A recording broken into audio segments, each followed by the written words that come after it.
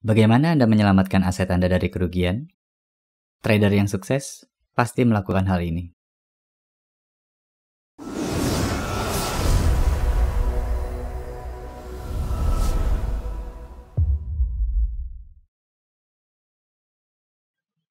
Hai, kembali lagi dengan Trader Baik Hati. Video kali ini adalah overview atau gambaran apa saja yang bisa kita dapat dan kita pelajari dari money management. Inti dari money management adalah mengatur kegiatan aset kita agar tetap menguntungkan. Meskipun seandainya rugi, tidak rugi terlalu dalam. Dengan money management yang baik, kita bisa menyelamatkan aset kita dari kerugian yang terlalu besar. Mungkin teman-teman pernah mengalami membeli sebuah saham yang membuat kita merasa beruntung membeli saham itu karena kenaikannya lumayan dalam waktu yang singkat. Dan memutuskan untuk menahan saham tersebut sedikit lebih lama. Tapi kemudian mendadak berbalik menjadi merugikan. Kalau kita coba melihat dengan logika sederhana, bagaimana caranya supaya kita untung? Caranya adalah dengan sebisa mungkin jangan rugi. Tapi kenyataannya ya tidak semudah itu. Money management yang baik tapi bisa melakukan hal itu loh. Saya coba berikan contoh real sekaligus memberikan sedikit info bagaimana cara kita melihat grafik. Teman-teman bisa membuka grafik di tools online trading dari broker tempat teman-teman membuka akun. Tapi untuk menghindari saya mempromosikan suatu broker, kita tidak akan membuka grafik dari tools broker. Kita coba buka grafik dari salah satu web.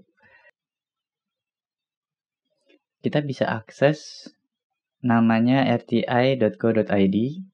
Di dalam homepage-nya kita bisa klik chart. Sambil menunggu, saya informasikan di sini juga banyak tools yang gratis juga selain si grafiknya gratis. Nah, ini udah keluar. Saya coba berikan contoh sahamnya namanya Tower. Kita ke tahun 2018.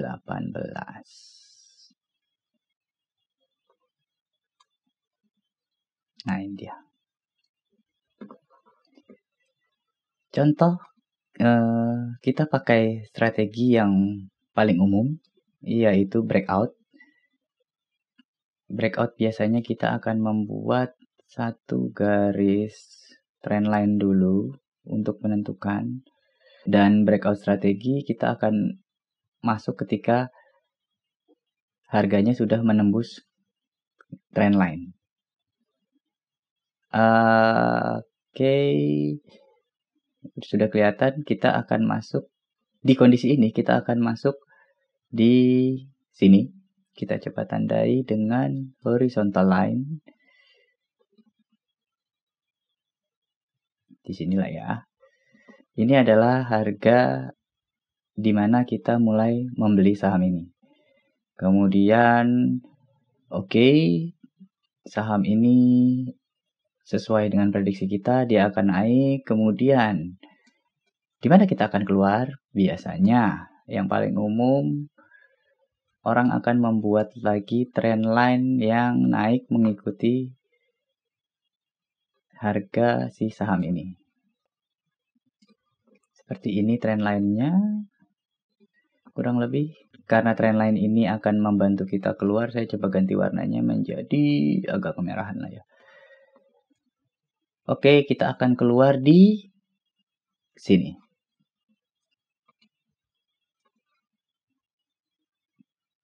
Yep, untung ya kita. Lumayan lagi. Memang Tower ini salah satu saham yang sekalinya rally, kenaikannya lumayan. Tapi yang mau saya ambil lagi adalah bagaimana kita menanggapi tren selanjutnya. Kita buat lagi garis untuk membantu kita kapan kita masuk.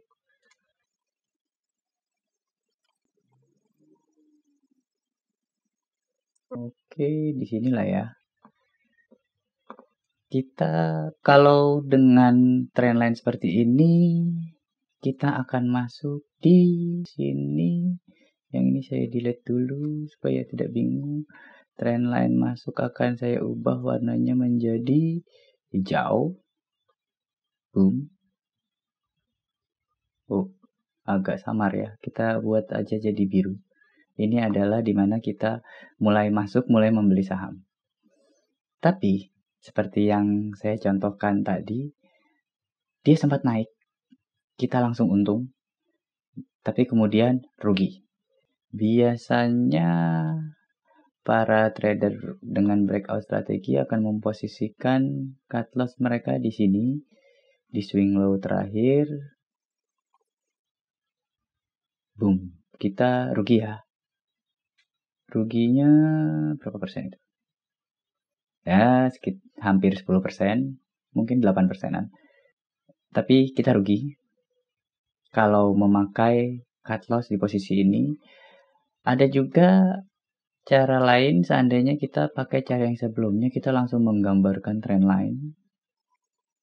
Trendline-nya seperti ini kali ya. Oh, enggak, itu bukan swing low. Seperti ini kurang lebih trendline-nya. Kita ganti warnanya jadi merah karena untuk kita keluar. Yep, lebih mending kita akan keluar di sini, tapi posisinya tetap rugi ya. Oh ya, ada beberapa macam trader. Seandainya trader yang agresif, dia akan langsung membeli di titik ini. Tapi kalau yang tidak terlalu agresif, biasanya dia akan menunggu closing di hari itu dan akan membeli di opening hari berikutnya, artinya akan membeli di sini. Dan kalau konvensional trader, biasanya dia akan menunggu pullback. Boom, dan membuka ordernya di hari berikutnya. Jadi kurang lebih konvensional trader itu akan masuk di harga yang mirip-mirip dengan agresif trader. Tapi ya berakhir rugi. Nah, dua cara itu tuh cara kita menyelamatkan diri dari kerugian, bagian dari money management. Tapi ada cara lain selain ini? Ada. Apakah ada cara yang posisi resikonya tidak sebesar itu? Ada juga. Itu nanti yang akan kita pelajari di money management. Dan dengan mempelajari money management, kita tidak akan menjadi trader pada umumnya yang mencari info, sangat sibuk mencari info untuk masuk. Kita masuk ketika breakout. Tapi tidak terlalu belajar bagaimana caranya keluar dari trading. Dengan cara yang tepat juga.